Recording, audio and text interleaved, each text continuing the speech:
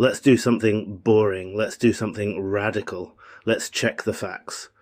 Because anti-Semitism survives the same way all lazy ideas survive: repetition, vibes, and people confusing confidence with evidence. Jews run all the banks. This is one of the oldest conspiracy myths still breathing. Here are the facts. Modern global banking is dominated by non-Jewish institutions: JP Morgan Chase, Bank of America, HSBC, BNP Paribas, Deutsche Bank, ICBC, and the Federal Reserve System. None are Jewish-run entities. Yes, some Jewish families historically worked in finance. Why? Because for centuries in Christian Europe, Jews were legally banned from owning land, joining guilds, or entering most professions. Lending money was one of the only economic roles they were allowed to occupy. Then the myth flips the punishment into a crime. Today, Jewish people make up less than 0.2% of the world's population. There is no statistical, structural, or mathematical way for them to control global finance. That idea survives because it feels neat, not because it's true.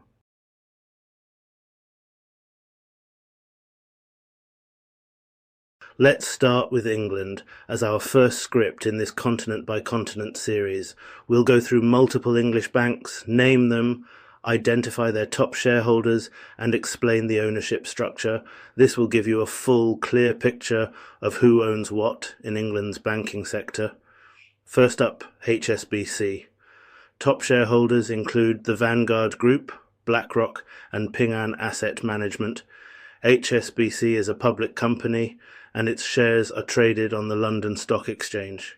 That means anyone can buy shares, and its ownership is spread across a wide range of global investors, institutions, pension funds, and individual shareholders. Next, Barclays. Major shareholders include the Qatar Investment Authority, which is the Qatari state's sovereign wealth fund, and other institutional investors like BlackRock and Capital Group.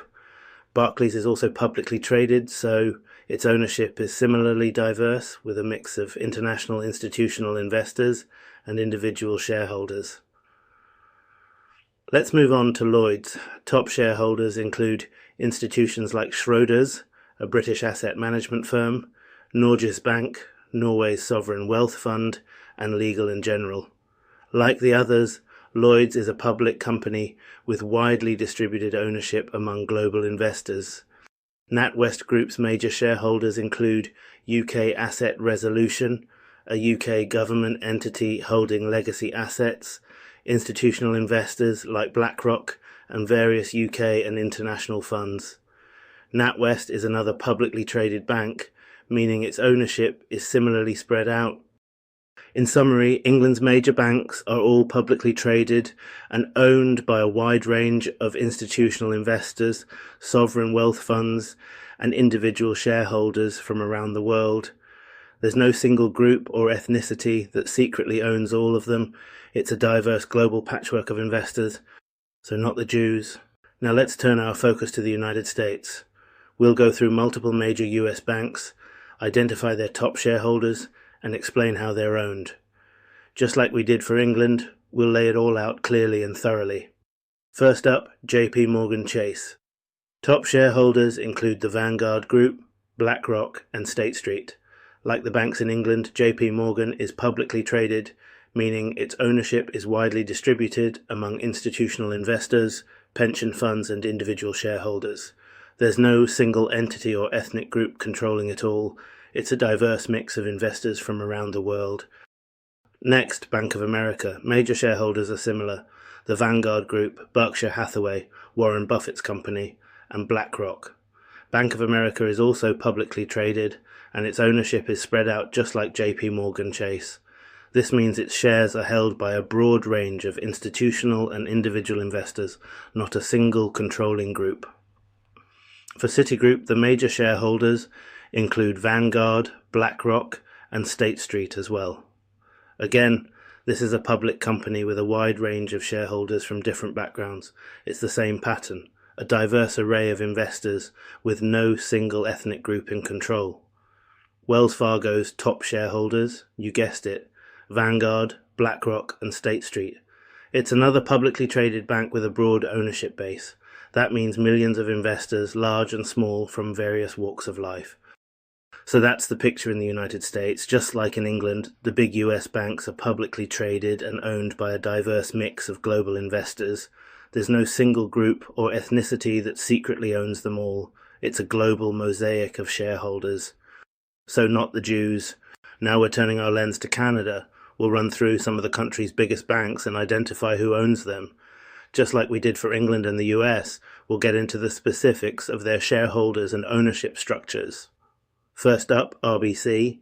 Major shareholders include the Canada Pension Plan Investment Board, Vanguard, and various Canadian mutual funds. RBC is publicly traded, so its shares are held by a mix of Canadian and international investors. That means Canadian pensioners, institutions, and individuals are all in the mix. Next, TD Bank. Top shareholders include the Royal Bank of Canada through its asset management arms, Canadian pension funds, and Vanguard. Again, we see a combination of Canadian institutional investors and international funds. It's a publicly traded bank with a broad ownership base. For Scotiabank, shareholders include Canadian pension funds, institutional investors like Mackenzie Investments, a Canadian firm, and international funds like BlackRock. Once again, it's a publicly traded bank with a diverse group of shareholders. Finally, Bank of Montreal. Its top shareholders include BMO's own asset management divisions, Canadian pension funds, and global investors like Vanguard. It's the same pattern, a mix of Canadian and international shareholders with no single ethnic group secretly in control. So that's the Canadian banking scene. As with England and the US, the major Canadian banks are publicly traded and owned by a diverse array of investors. There's no single group or ethnicity dominating ownership, just a mosaic of Canadian and global shareholders. So not the Jews. Now we're setting our sights on Mexico. We'll go through some of the largest banks in Mexico, identify their major shareholders, and explain how they're owned. Just like before, we'll be detailed and thorough. First up, BBVA Mexico. The largest shareholder is its parent company, Banco Bilbao Vizcaya Argentaria, BBVA, from Spain. BBV is a major Spanish bank, and it owns a significant portion of BBVA Mexico. Other shareholders include various institutional investors, but the main ownership is tied back to Spain. Next, Banorte. Banorte is one of the largest Mexican-owned banks. Its major shareholders include Mexican institutional investors, pension funds like Afore, Mexican retirement funds, and individual Mexican shareholders. Banorte is a Mexican-owned institution with a strong local ownership base. Citibanamex is owned by Citigroup, the US banking giant, so the primary shareholder is Citigroup, and through Citigroup's ownership the shareholders are similar to what we discussed in the US, Vanguard, BlackRock, and other large institutional investors. So Citibanamex is effectively US owned through Citigroup. Finally, Santander Mexico is owned by the Spanish banking group Banco Santander. Like BBVA Mexico, its main shareholder is a European parent company, Banco Santander, with a mix of institutional investors in Spain and globally. In Mexico, we see a combination of local ownership, in the case of Banorte, and foreign ownership, in the case of BBVA, Citibanamex, and Santander. The foreign-owned banks are primarily held by their parent companies in Spain or the US, and those parent companies have diverse global shareholders. Once again, there's no single ethnic group or secret ownership. It's a global mix.